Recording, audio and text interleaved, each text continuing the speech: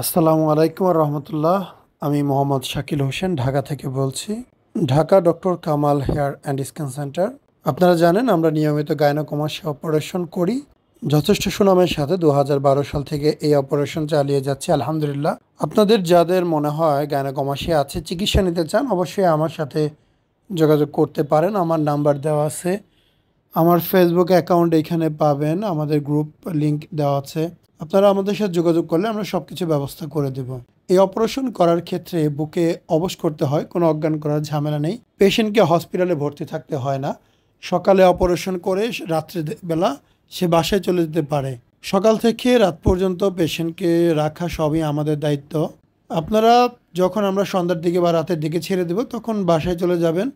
কিন্তু যাদের বাসা খুব বেশি দূরে তাদের 2 দিন ঢাকাতে থাকতে পারলে ভালো হয় পরবর্তী সময় ড্রেসিং করার জন্য।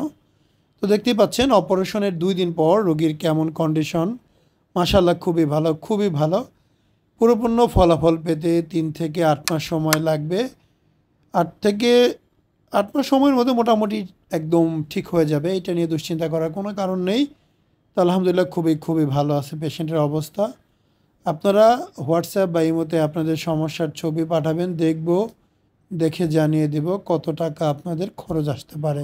আমাদের ক্লিনিকে প্রায় প্রতিদিন 2-4 জন করে গাইনোকমাসিয়া অপারেশন হয়। আপনারা চাইলে আমাদের এখানে আসতে পারেন, সরাসরি রোগীদের সাথে কথা বলতে পারবেন। অবশ্যই আসার আগে জানিয়ে আসবেন। অনেক সময় আমরা ক্লিনিক বন্ধ রাখি স্যার দেশের বাইরে থাকলে। পেশেন্টকে সম্পূর্ণরূপে বুঝাই দেওয়া হচ্ছে পরবর্তী কিভাবে কি করবে, তার কোন জায়গায় কেমন আছে এবং কি করতে হবে। আমরা পেশেন্টদের খুব সিরিয়াসলি বিষয়গুলো বুঝিয়ে থাকি। সবাইকে অনেক ধন্যবাদ ভিডিওটি দেখার জন্য। আসসালামু আলাইকুম, মোহাম্মদ শাকিল হোসেন বলছি। 2017 সাল থেকে আমরা গাইনোকমাসিয়া নিয়ে নিয়মিত কাজ করছি এবং ভিডিও প্রকাশ করছি। এই চ্যানেলে যারা নতুন এসেছেন আপনাদের কাছে অনুরোধ থাকবে আমাদের এই চ্যানেলটি আপনারা ভালোবাসা দিবেন এবং সাবস্ক্রাইব করবেন। এবং যারা অলরেডি সাবস্ক্রাইব করেছেন তাদেরকে অসংখ্য ধন্যবাদ। আপনারা কমেন্টের মাধ্যমে আপনাদের মতামত জানাবেন। ধন্যবাদ।